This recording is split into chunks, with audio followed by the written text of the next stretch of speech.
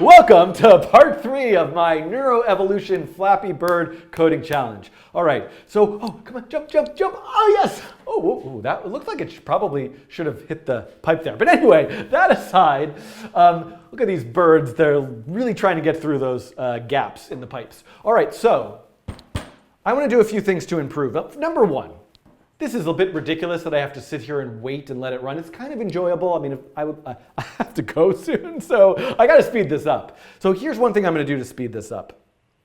I am going to, I don't need to, all of the logic that's driving the game, I could just do that many, many times per frame, right? I don't actually need to draw and show the animation. So for example, if I were, so one thing I need to do is separate out all the logic of the game from the drawing. So one thing I'm going to do is I'm going to take out pipes.show here.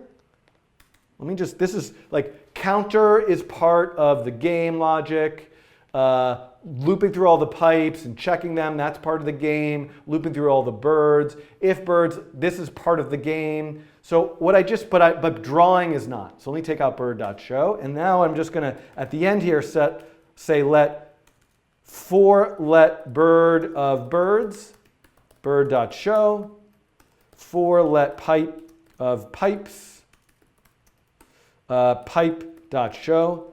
This should be exactly the same. Nothing has changed, but now, and I might as well take the background and put the background here. So this is all the drawing stuff. And now what I'm going to do is I'm going to say for let n equal 0. N is less than cycles. I'll call it cycles, n++. I'm going to do all of the game logic stuff many, many times. Oops, which goes all the way down to here. So, and then I'm going to say let cycles equal 100. So watch this. So now this is just like doing it really, really fast over time, but I want to be able to like speed it up and slow it down also. So one thing that I can do to do that is I am going to say let slider equals create slider. I'm going to make a slider that goes from 1 to 100 and starts at 1. And that, I'm just going to say slider.value. So instead of a variable called cycles, I'm just going to use the value of that slider. So now I've got a little slider here. I can speed things up and I can slow them back down. So this is going to help me a lot where instead of having to like speed up the video that you're watching, if I'm editing this after the fact, I can actually just do this. So in fact, I could let this go for a little bit and then I could come back and see like, how are we doing here? Do we got one that's doing pretty well? So, but here's the thing. I also think there are some things that I really need to do to help the evolutionary process along. One thing is I'm going to go into the neural network code and look at how I'm doing mutation. So this is the mutate function. So first of all, I'm a little suspicious here. I want to make sure that mutation is really happening. So let me at least console log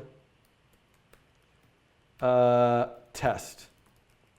I just want to see, I just want to see that this is happening in the code somewhere. And I'm going to go back to sketch.js and just have like 3 birds because I don't want it to go crazy. So as soon as the 3 are done, I should see mutate. Yeah, so I got a bunch of mutations. That's good. So that is being called. So hopefully the weights are being changed. But you know what might work better, I think, I have a sneaking suspicion, is that it might actually help me to, rather than when I mutate, pick an entirely new weight. So, you know, what's going on here?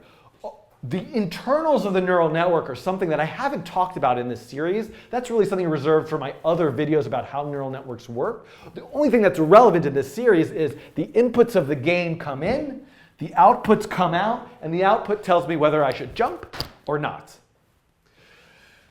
But what's actually stored inside the neural network are a bunch of numbers between -1 and 1 for all of these connections. And so mutation means just pluck one of them out and give it a new value. But if it's one that's doing pretty well, if I just were to like tweak the value a little bit instead of just giving it a whole new value? And also, what if I were to just tweak it a tiny bit? So use, one way I could do that is use a Gaussian distribution of random numbers that cluster around like a mean of 0, but are often like, so just like I want to give each a little bit of a nudge. So let me come back over here, and I'm going to have to build in Gaussian random number generation into the library, the neural network library, but right now since I have P5 involved, just to fix that, I'm going to comment this out and I'm going to say return val. So this would be just like me adjusting the value a little bit, right? Return the actual value changed by a little random amount.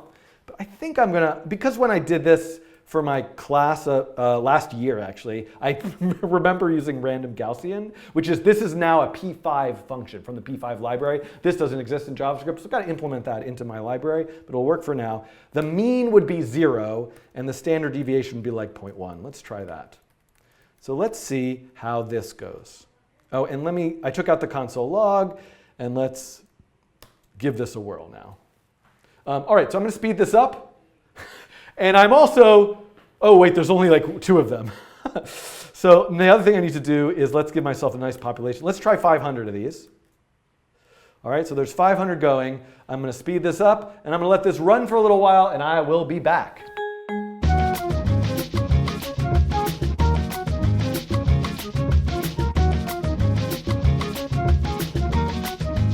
All right, so it looks to me like we've done it. There's so much variation in here, but I've evolved it for now 76 generations. And what we see here is that we've got a bunch that are still alive. And there's probably one in there that has pretty optimal weights, and it's making it through. Now, one thing that I would really like to do is, it's kind of more fun to watch this if I show only the one that's kind of doing best. But at some point, there'll only be one left. But I think we're pretty much there. Here's some things that you might want that I would love to do with this in another part, but I'm going to leave them as exercises for the viewer. Come on. There you go. Started over. So a couple things. One is that I can keep track of the single agent, the single bird that has done the best over all time, over all generations, and I could save that in a variable like the best bird, record bird. And what I could do is actually I could download those weights. I could save those weights to like a JSON file, its neural network configuration to a JSON file, or even just save it in memory. And I could always just click a button or something and say, let me just see this one. So that's something I would really love to add to this. It's actually, I might as well just show it to you because the example that I made for my course, which is here, is essentially exactly the same, but there's a couple different things. So one is so let me just ramp up this speed here. So let me let this run for a little while. The game's maybe a little bit different in this one, so one of the things that I like about this is once I've let it run for a little while, I can just click run best so far. So now, and I could speed this up a little bit. But I think I better train it more because I didn't get a really good one. So this is the idea of being able to just run the best one that's done, that has the best high score. Oh, look at this. Okay, so now I'm gonna do this. So we can see this one that kind of has a pretty good sense of how to play the game, kind of running, just watch that one on its own. It's very satisfying to watch. I'm like amazed that it's doing it. So that's one thing that would be worth as an exercise trying to add to this implementation that I made. Now, once I even do that, I could save it to a file. So there's actually in the toy neural network library, there's like a save JSON, I think, function. So I could save it to a file to reload later. So if I'm training it all day or for an hour, I could save it and bring it into another environment. That's one thing. Another thing that I might want to do is I could probably optimize the fitness function quite a bit. For example, what if, and this is a thank you to Versatilis for this, this suggestion, what if I actually scored not just how long it lasts, but how well it maintains its Y location in between the top and bottom of those two pipes. So that would be you could probably think of many other ways that you could optimize this.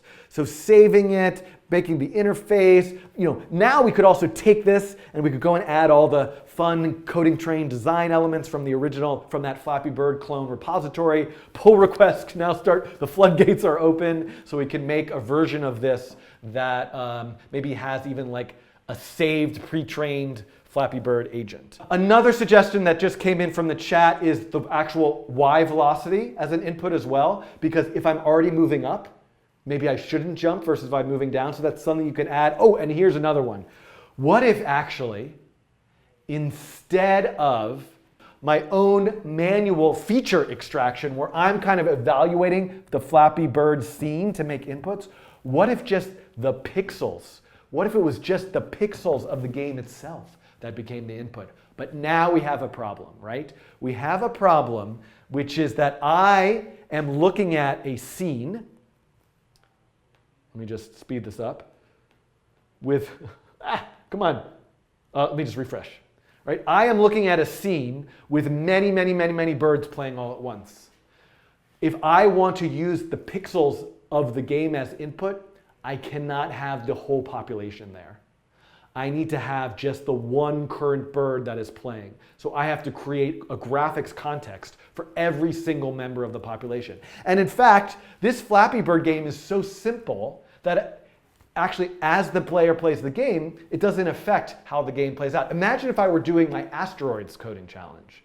I can't have them all play in the same world, because if one shoots an asteroid, the other one hasn't shot that asteroid. The game is changing for all of them. So another thought experiment could be, how could I actually make this work where I see, instead of all of them playing within one canvas, a grid of the whole population, lots of little versions of the game all playing together. You know, to be honest, to make this work, I don't have to see anything at all. But try doing this with another game. Can you find my snake challenge, my asteroids challenge, my Frogger challenge? Any of those now could be trained, a bot could be trained to play that game using the exact same technique.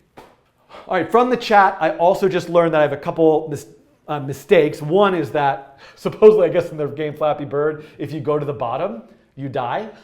So I don't have that implemented. It'd be interesting to see if it could solve itself with that. Also, the way that I'm finding the closest pipe, it's no longer the closest pipe right as it gets right up to it. And so I really should not consider it to be the closest pipe until it's gone all the way past. But anyway, there's lots of little tweaks and minor things. So I would gladly encourage you to create your own versions of this and submit them as community contributions, and I'll look at them and maybe do another live stream next week or whenever I do the next live stream, going through and showing some of these community contributions. All right, so thank you very much for watching this 3-part coding challenge. If it was really in 3 parts, I think I'll do 3.